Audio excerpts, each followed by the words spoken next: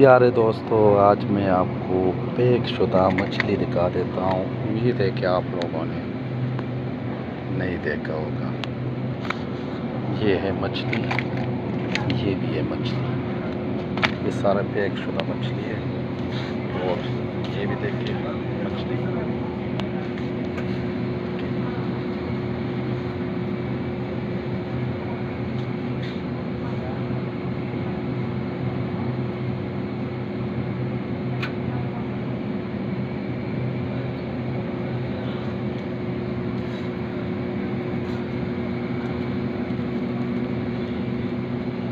और चीज़ें आप देखें और पहचान लें कि ये क्या क्या चीज़ है।